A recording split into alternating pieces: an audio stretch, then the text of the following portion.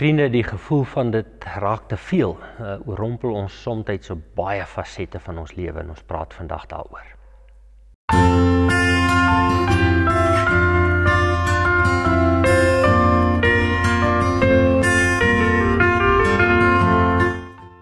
Goeiedag liewe vriende, baie welkom by Huisfiks. Ons gaan vandag uit Psalm 103 lees as jy miskien jou Bybel of jou selfoon wil oopmaak om na hierdie stukkie te kyk. Psalm 103 is nogal 'n langerige psalm, so ek kan nie alles lees nie, maar hierdie psalm help vir ons in 'n opsig om net ietsie te begryp, en daarom gaan ek sommer begin lees met die vers 1. Die psalmdigter roep uit, hy sê, ek wil die Here loof met alles wat in my is, wil ek sy heilige naam loof. Ek wil die Here loof, en nie een van sy weldade vergeet nie. Dit is hy wat my sondes vergewe, wat my siektes genees, wat my red van die graf, en my met liefde en ontferming kroon, wat my die goeie in oorvloed laat geniet, my die jeugdige krag van die arend gee.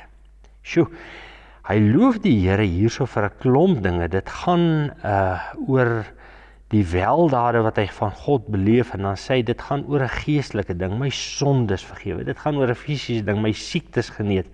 Dit gaan oor net eenvoudig om te mag lewe, red my van die graf.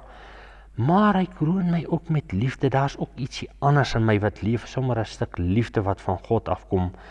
Hy gee vir my baie dinge in oorvloed, ook die aardse dinge, maar ook die krag om die volgende tree te gee. En dan kom hy hierso en hy beloof weer die Here verder vir al sy dade wat hy doen. En nou kan jy miskien die vraag vra, maar is dit reg so?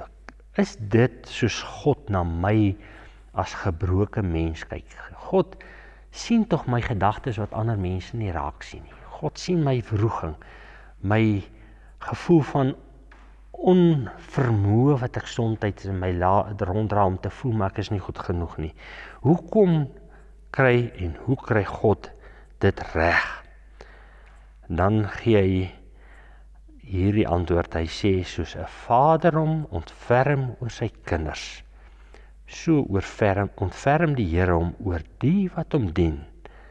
Hy weet waarvan hulle gemaak is, en hy hou in gedagte dat hulle maar net stof is. Vriende, so lief en so wonderlik as wat God ons gemaak het,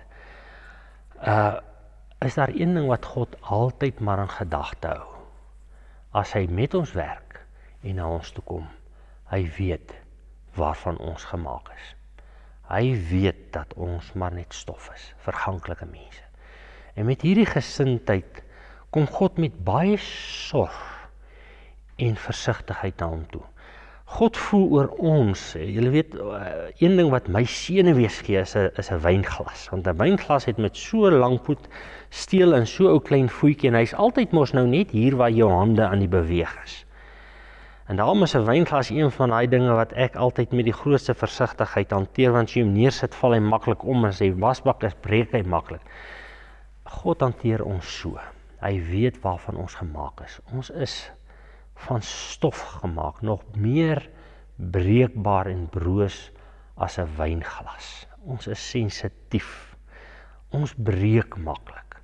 En is dit nie vir jou vandag troos nie? Ek wil jy moet vandag jouself in die Here se hand sien as 'n God wat jou met die grootste versigtigheid hanteer. Nie oor wat ek is in terme van hier in my kop nie, maar oor dit wat God weet hy my van gemaak het. En daarom begin die Bybel dat hy sê, God het ons uit die stof van die aarde gevorm. Hy weet wat ons is. Hy verstaan ons gebrokenheid en hy hanteer ons vir wat ons is. Vader, dankie dat iets van u hantering van ons so vol begrip vir ons gebrokenheid is. En ons wil vandag in die hande gaan neerlê as die God wat weet waarvan ons gemaak is. Amen. Vriend, mag jy vandag weet God weet. Tot ziens.